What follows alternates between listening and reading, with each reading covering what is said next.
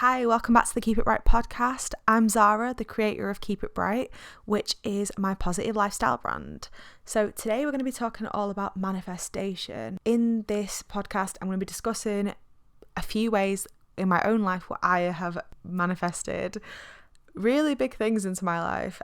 Some stories I haven't ever shared before publicly about those manifestations and why I think it really works, and some beginner tips for how to get started, and also going to be sharing the ways that I personally like to manifest things into my life. So that's what you're going to be learning on today's podcast, and let's just get into it. So I'm not claiming to be some expert on manifestation and all that kind of stuff, but I have always been somebody who had a lot of self-belief. I believe that things work out for the best for us, with a lot of Keep It Bright messaging, as I'm sure you've seen if you've seen my brand.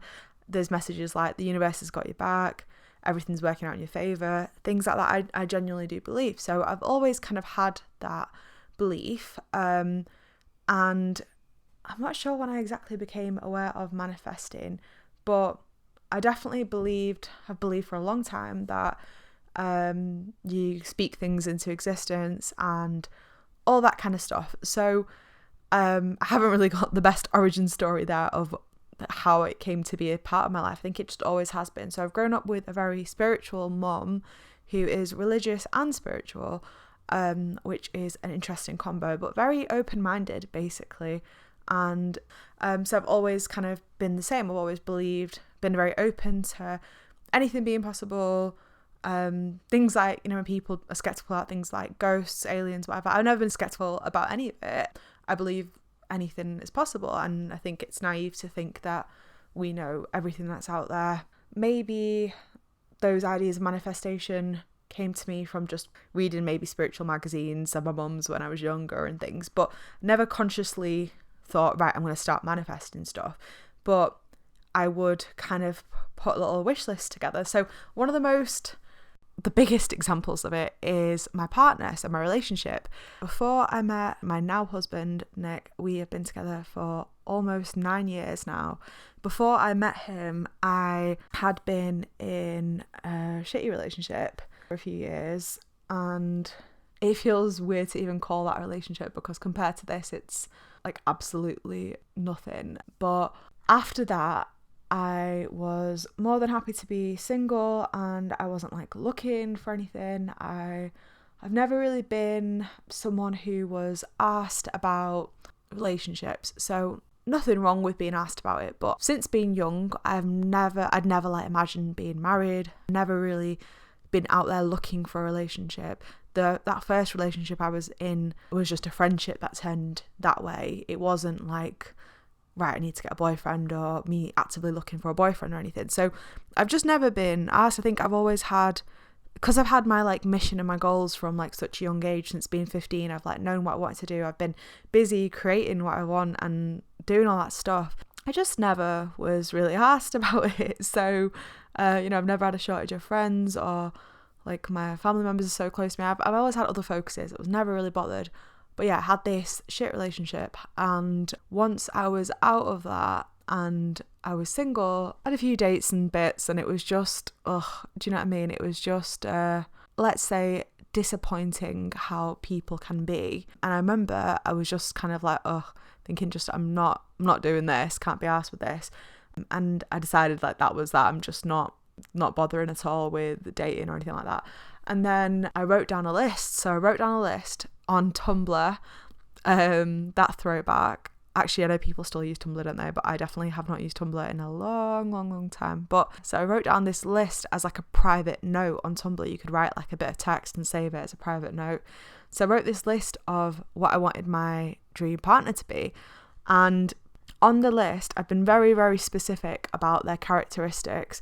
I didn't really mention much physical stuff on there about like how they looked or whatever, even though I knew in my mind what obviously my dream type is. But I wrote down like a list of maybe 10, 15 things. So it was quite specific things as well that I had especially learned from my last relationship what I didn't want. So I wrote this list down, and even on the list I'm taking the piss out of myself and saying things like, yeah, right, like there's no chance obviously somebody like this exists, which I wouldn't recommend doing now if I was writing a new list. But what I mean is, at the time I felt like I was asking for too much because I just described my perfect person, and nothing on that list was really superficial stuff.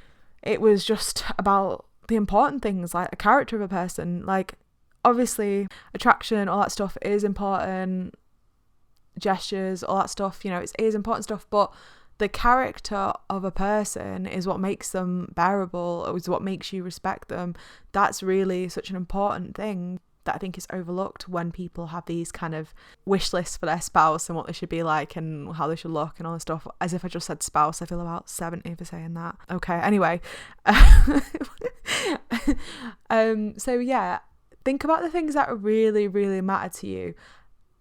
Like I spoke about in my goal setting episode, what actually matters to you is important here. Not just generic lists or what you think a partner should be or what you should have on that list. What actually matters to you?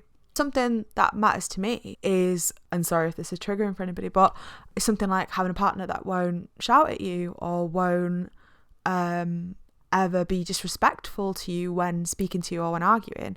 Like, that is something that's quite specific. Not everyone would even think of that based off their past circumstance and past relationships, but that is something that's so important. That's like such a core important thing for someone who is looking for that. So that needs to be on the list.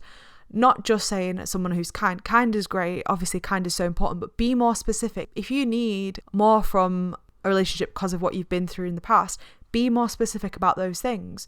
I had loads of things on there, respect obviously being the main one, somebody I respect who respects me. And I wrote this list, saved it as a note, and I think literally a few months later I met Nick, and I think even around that time I realised, oh shit, like he's everything on the list. But more so than that, I can say now, literally been together 9 years, to this day he is still every single thing on that bloody list I wrote. And that just blows my mind, because I hadn't met any men who were like those things on the list I'd written. Like, none of the things on the list were like any of the men I'd ever known, dated. I didn't know any men like that. It was far-fetched at the time. I thought it was far-fetched at the time. I even thought it was unrealistic at the time. And looking at that list now, it still was a tall order, but because I dared to ask for that tall order, because I placed my order with the universe, I got what I asked for. And it kind of is as simple as that. You're placing an order with the universe, and if you believe you deserve what you're asking for, you can then receive that into your life. Because if I didn't think I deserved all those things that I wrote on that list, I would be settling for less, right? So even if you don't believe in like whatever this classifies as, if you don't believe in like the universe and having all that stuff, but you're still interested in just getting what you want, think about it in those terms. If you're willing to settle for less, or if you're going to settle for less, then why should the universe give you more, right? If you're willing to settle for a shitty relationship and you're not open to or thinking you deserve more, then why would the universe give you more? Because you're basically saying, okay, this is fine. What I've got is okay. I deserve this. I don't deserve more than this. That's fine. I'm just going to stick with this. I don't need more. I don't deserve more. More doesn't exist, right? Whereas if you think, no, I deserve this, this, this, and this, it's out there. I'm going to wait for it. I'm not going to settle for less. Even just on that level, it's brilliant to do these things, because when I wrote that list, it was me saying, I'm not settling for less than this ever again. That's what I decided in that moment when I wrote that list. I decided I wasn't going to settle for less ever again. That's the important bit, to be fair. But what follows is so great, because the universe listens to that. And like I said, even if you don't believe in the universe, you're hopefully going to listen to that list you set for yourself, and you're not going to settle for less than you deserve in future, or for less than what you know is a good thing, right? That's my number one big example, because that was a real game changer. I feel like, even though I said I'm somebody who wasn't looking for a relationship, and to be honest, my partner Nick is the exact same. He was the same as me. We weren't both looking for a relationship and we're both people who could happily be probably single forever. I know I definitely that kind of person, and so is he, and maybe that's why we work so well together. More on that in the relationship episode, right? Well, even if I'm like that, I know a lot of people in this world and this society are looking for partnership, are looking for a relationship, are looking to be loved by another and to have that companionship and all that stuff. So if that's you and you keep thinking, why me? Why am I in these shit relationships? Why does this keep happening? Then I would definitely recommend writing this list and going beyond just the obvious people. First describe them physically, then maybe talk about their job or what they have, and people will say things like what car they drive, all that kind of shit, right? And that's fine if you want someone who's obviously on their feet, has a car, can be independent. That's important. That is an important part of the list. But maybe write it in terms of less superficial things. So instead of writing someone's got a good job or who is rich or something like that, maybe write in someone who is financially independent, who doesn't need to depend on me for money if you've had like spongy partners in the past. And just be specific, because if you don't ask, you don't get, right? So I think in this case that's important as well, to dream that bit bigger and just write what you actually want. Don't let your experience of people so far put you off thinking you deserve those things you want. And obviously, yes, no one's perfect. Maybe someone you meet isn't going to be every single thing on your list, but if they're like 90% of that list, I'm sure they can work on the rest, or that the rest might be something. I mean, if they're 90% better than like every other person you've met, that's pretty good improvement, right? So yeah, the list works. Write the list. That's such a simple way as well. I just literally wrote a list of traits, specific traits. So that's one time manifestations really, really worked for me in my life. Two other times it's worked in really great ways are for houses. So when I wanted to move into my first apartment just for rental, couldn't see any on the market, I wrote in my phone notes a very quick little list of all the things I wanted from my apartment. And I'm not even joking, like the next day something came up, it fitted the bill, I took it, I was moved in like a week later or something. Like, it was amazing. And even on a bigger level, the same thing happened when we were looking to buy a house. So looking to buy a house is obviously a whole bigger task, because that's somewhere it's a lot more permanent, there's a lot more problems, there's all that kind of stuff. We were looking, it's not that we were looking for months and months, but when we were looking, and in the area we were looking in, and in the budget we had, which wasn't a high budget at all, it was really bleak. Like, there was nothing like what I wanted to live in. If you've been there, if you've been looking for it, it's a struggle. It's a struggle trying to find what you want in an area you want in the budget you can afford. It's just very disheartening. And I remember, so I found one that I really liked, not in an area we wanted as such. Well, I didn't mind the area. Nick really didn't like the area. In hindsight, I'm really glad we don't live there, because it is like on a busy junction, which is probably why the price was that low. Anyway, remember, really wanted this house. We didn't agree on it, and we didn't like even go for a viewing because he was just like, no, I don't want to live there. And I remember being really annoyed. I was in an airport with my friend, we were going on holiday, and I remember being really stroppy, and like I was just like, oh, we're never going to find a house like that one. I really love that house, because it was, if you could pick up that house and put it somewhere else, it was a dream house for me. It was beautiful. Anyway, then I was like annoyed and like a bit gutted about it. Then I wrote the list. So I wrote a list. I've still got the list. I wrote this one on paper because I had a little notepad I took with me on that holiday. Wrote a list of everything I wanted our house to be, like our dream house that we were going to find. So come back from holiday, it's September. So come back from holiday on the 9th of September. And then I'm pretty sure it was the 13th, new house goes on the market.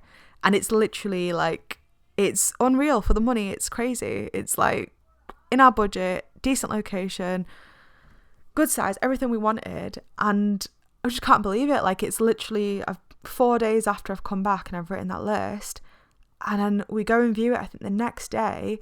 And it's just exactly what we wanted. It was amazing because, you know, if you've looked for houses before, you generally have to view so many before you find like the one you want. This was the only one we'd even viewed, but it was exactly what we wanted. It was just amazing. So we put an offer in, we took it, we live here, and yeah, we'd literally 3 days after viewing it, I think it was a done deal. We've lived here over 2 years now, and I love it so much. I love living here. It's just amazing how that all worked out. There was loads of other little things along the way as well that was just like signs. But one thing I will say is when something's like right, it normally moves really smoothly or fast or just unexpectedly well. And that happened with both the times of the house incidences. It just went well. It just went smoothly. Whereas like with the house that I wanted, and then there was like obviously the friction of like I wanted it, he didn't. It just wasn't even, just nothing even happened with that. And I think things move so much smoothly when they are like meant to be things. And so that was another time where I wrote the list and it literally, whereas you could be looking for months and months and months for the perfect house and it just doesn't appear on the listings, it just doesn't go up for sale. So that was really, really cool. My last example of manifestation in my life, which has been, this is probably the most, if the other three haven't been very like, if you don't think they're that like special or synchronistic, this one is just mad to me. So if you follow me on Instagram, you might have seen my beautiful golden retriever baby girl Sky. So Sky is our world. We have always wanted a dog and we've been waiting to have a dog. So I don't want children, which you might know about me if you're already aware of my work and what I do. But always wanted dogs and we've been planning for years to have our dogs. We picked the names out years ago and everything. And we're going to wait until we'd got a house, got married, and then had times and energy to just give to a dog, obviously, and raise it properly, train it and everything. So we were looking to get a dog 2020. We were between a few breeds. Basically we decided on a few breeds, and obviously I know a lot of people are about the adopt don't shop life, totally get that, but I'm actually a first time dog owner, so, and I was going to be like the primary person looking after the dog, training the dog, everything, because at the time Nick worked full-time from an office, not at home. And so when we started looking, we were looking at specific breeds that would work well with our life and our routine, and for me who's never had a dog. So when we were looking, we were stuck between a few breeds, and we were on waiting lists for breeders and stuff for the breeds we wanted. And because of 2020, obviously then everything happened, and then you could not get a dog. Like everything went mad, didn't it? You couldn't get a dog. We didn't manage to get one that year, and that was fine. Then January 2021, so last year January, we'd been on this list for this specific breed for like a year, for this other breed of dog, and Nick's dream dog has always been golden retriever, and I love golden retrievers too. I literally already, before we had her, I already followed like 50 of them on my personal Instagram. That's always been like a dog we've wanted, but we didn't plan for it to be our first dog because it's obviously a high energy dog, needs a lot of exercise, it's a big dog as well, and all this stuff. So we were going to get that as like a second dog. Then we end up meeting a golden retriever in our local park, and Nick just fell in love, and we were like, you know what, I know we've been on this waiting list for this other breed, nothing's really happening with that at the moment. So he was like, well, can we look into golden retriever breeders? So we hadn't even looked into them because we were thinking of that as a second dog. But at this point he was working from home and we were in a lockdown, so we just started looking and thinking, well, actually this is a really good time to still get a dog because we're at home, we can both train it while it's puppy and give it all the training and time it needs. Anyway, so we started looking at breeders, did all that. Nick started straight away that day like contacting golden retriever breeders, all that stuff, looked into all that. But obviously because of all the demand with what was going on in COVID, all that stuff, they said, oh well, we're not going to have any litters happening. We found one basically that we were like happy with, said you're not going to have a litter till summer, which meant that we wouldn't get a puppy till like the autumn, which was fine. We were more than happy with that. But then we started researching and really looking into everything. We were watching puppy training videos, even though we didn't think we were getting one until 7-8 months later. We started watching puppy training videos, started looking into the food we were going to get, everything, started researching everything like it was, like a bit obsessively, like it was going to happen. We weren't trying to make it happen sooner. We were just happy we had a place for a breeder, that we were going to get a dog in 7-8 months, and we started just researching everything. I even thought, oh, where's all the dog food going to go? Ordered a sideboard for our living room that was for all the dog food because we don't have like much hidden storage, and we have the tiniest kitchen in the world. So I was just like, right, we need to think about where all the dog stuff's going to go, everything. So chose a sideboard, ordered the sideboard, everything. Another thing to point out is I did a vision board. I've never done like a proper digital vision board before, but last January I did, and I set it as my desktop background. So when I made it at the beginning of January, it had the other breed puppy on it originally that we'd wanted, because I was hoping that we were going to get that year. The day we decided we were getting a golden retriever, I changed it to a golden retriever puppy and I put her name on it. And then also, I don't know if you've ever used it, but on Google, you can do like Google has this thing where you can make basically like a 3D animal appear in your home, and it makes it look the size that it is, like real size. And I did it for a golden retriever in Nick's office. I did it on the 25th of January, made a golden retriever pair in his office and like took a picture of that, and I was like, right, this is what it would look like, you know, just fully like visualizing it in the house. We were reading up on it, we were watching puppy training videos like 6 months early, we were researching what food we were going to get her, what harnesses to get, everything like 6-7 months early. It was mad. But in a way, if you look at it in hindsight, we were really welcoming a dog into our lives at that point. 4 days after I've taken the picture of the Google puppy thing, we're fully deep in the research life, so excited we're getting a puppy like 7 months from now. But I've ordered the bloody sideboard for the dog food. We're researching everything. We've decided what dog food brand we're getting. We really went like all in. 4 days later, we get a call from the breeder, and she knows somebody who had gotten a puppy a few months before, and they've had it for a couple months, and they've both gotten ill. They're like an older couple, both gotten ill, can't look after it anymore, and the puppy needs like immediate rehoming because they've both gone into hospital. And she's like, but you'd have to take the puppy today. And we were like, oh my God. I remember it was a Friday afternoon, and we were like, Nick was working. Obviously my work's a bit more lenient, but Nick was like fully just had to work, and I was like, oh my God, we don't have anything. We don't have anything. I was looking, and we didn't want to rush getting like rubbish stuff, obviously, like, so it was like finding out what we click and collected like all the food, ordered a bed, all the stuff, bowls, like all the stuff you need. Like we had to puppy proof the house. I was running around like mad, like, but we were like, yeah, we'll take her. Like, even though we hadn't said we were ready for one then, we had been doing everything to show we were ready, like to ourselves. Like we'd been literally, I knew what puppy training course I was going to buy. We knew what food brand we wanted. We had the sideboard arrived. The sideboard that was ordered 7 months early arrived the day that we got the call that we could have her. Like, that shit's wild. Like, what? And it wasn't meant to come for ages. It just arrived that day. And I was like, what? We had a place for all her food, brought her home that same night, and it was just madness. But it was so meant to be, I think. Anyway, it was wild. So that was that was like a crazy way we kind of physically manifested it by, I put her on the vision board. We started doing the work to welcome a puppy into our lives, and then we did, like, straight away, like 4 days after the Google picture, we had our own fucking golden retriever puppy in our house. Like, it was insane. And she looks like the one on the Google image thing as well. It's just mad. It's just mad to me. She's been such a blessing in our lives. It's been perfect. That story I haven't shared before either, but that was, for me, such a big manifestation moment, like when everything just aligned right for that to happen. It was just, incredible. Those are some of the examples where it's really worked for me on huge levels. These aren't small things. We're talking about like a partner, a house, a puppy, like our baby. Like, those are huge things that have worked out for me with manifestation. So that's why I wanted to talk about it, because I think it's so cool what you can attract into your life. And I've not read some of those key books people mention when it comes to manifestation. I've just not read them yet. I've been busy and barely get to read books. I'm too busy like writing my own and creating my own work. But the more you realize that works, the more you do it, right? So how can you manifest what you want? That's the important bit.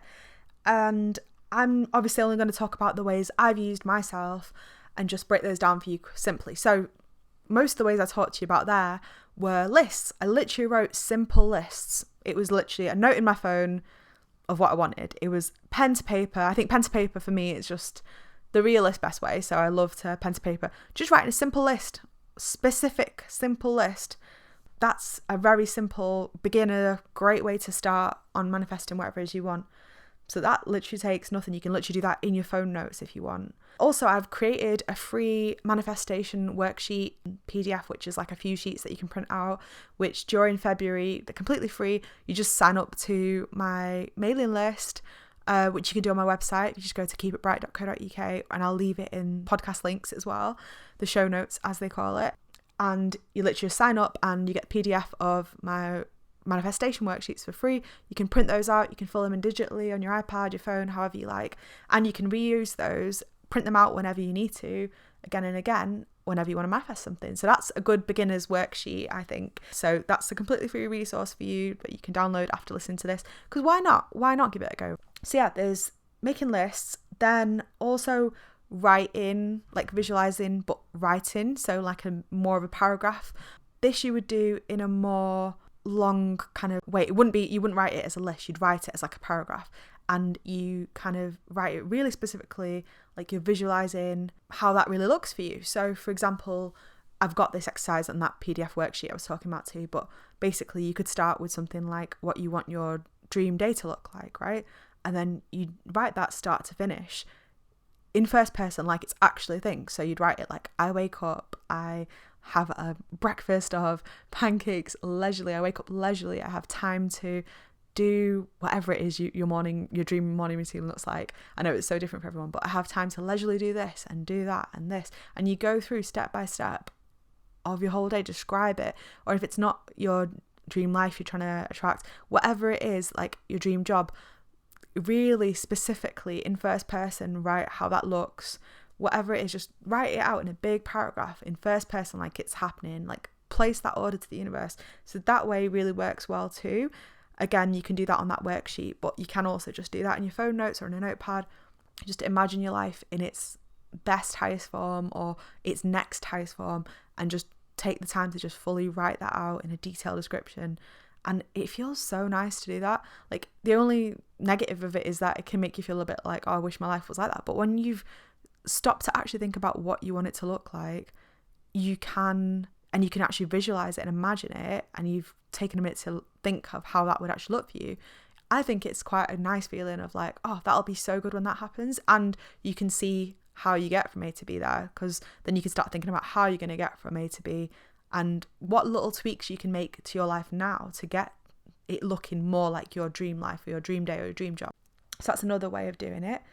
Then I know people do a visualization of just mentally closing their eyes and imagining things happening for them or whatever it is they're trying to create into existence. Like, I've not personally done that as much myself. I personally am a writer, so I like to write, talk it into existence, write it into existence, or visually have pictures and stuff. I prefer those ways of doing it, but you can obviously, if you're more of like a person who likes to do that in your head, you can just kind of imagine it out, imagine the scenario, or imagine that life for yourself in your head and kind of have a daydream of it more so. And then the last kind of thing I've used before is a vision board. So I'm sure there's websites and apps for this, but I literally just like copy and pasted together mine. I just made a picture vision board for my laptop, my desktop background and my screensaver, and it was just images and then a few bits of text, descriptive text of like what I want my year to look like last year. I did that last year. I haven't done it this year. I just didn't feel drawn to doing it, but it really worked well for me last year, like really, really well. And it's so nice to just have that reminder to look at every day as well as your background. You could do it as like a phone screensaver too, if it was big enough pictures. However it is that you'll see it. You can obviously also print it out and have a real like collage or just make a real collage out of like pictures that you print out and do it physically if that feels best to you. But whichever way you want to do that, whatever speaks most to you, it's nice even just as motivation to see it when you're looking at it, or it'll make you smile, or imagining that thing. Really, like, it is just placing your order to the universe. That's the best way I can really say it. You deserve those things you want, and you can attract them by thinking they're going to happen, or by thinking that those things are possible for you. Because a lot of the times we have these limiting beliefs that we impose upon ourselves, thinking, oh, my life can't be like that, that won't happen for me. Those kind of negative beliefs can block the blessings and can block those things from happening for us. Obviously, all of this being said, it's not like it's just magically going to happen if you were allowing contradictory things in your life. So for example, if you're in a relationship, a shitty relationship, you're not happy, but if you're staying in that relationship, if you've written the list, say today you go write that list, but then you don't break up with that boyfriend, that's contradictory action to what you said you want, right? You have to take the actions that get you closer there, right? So if you're telling me you want this brilliant, amazing partner, but you're staying with and not breaking up with your shitty partner, that's contradictory, because you're saying you expect this, but you're actually settling for this. So make sure you're not doing anything contradictory. If you want that, cut that person off and welcome in this person that you're saying you won't settle for less than. Because if you're saying you won't settle for less but then you are, it's just mixed messages. You have to be clear about these things. So make sure your actions line up with what you want. So for example, we wanted the puppy. We literally started reading about, we contacted breeders obviously, which you have to do. Puppies are not going to just turn up at your door. Contacted breeders, but then we also looked into training, foods. We made physical space in our house. How are we going to accommodate this? How are we going to welcome this in? How is it going to fit? You have to do that physical work yourself and make space for that thing in your life. Don't ask for something when you haven't got the capacity to welcome it in, because you're keeping something else in, if you know what I mean. I hope you found this interesting and something that you might try out. And I've got those free downloadable worksheets. I'll leave the link below and you can get those delivered straight to your inbox and give it a go if you've never tried anything like this before. Because why not? Why not give it a go? Whether you believe in this stuff or not, but believe in yourself and believe that you deserve good things and that good things can come to you if you believe you deserve them. And take that away if nothing else. Hope you enjoyed listening to this podcast, and thank you for joining me, and I will see you in the next one.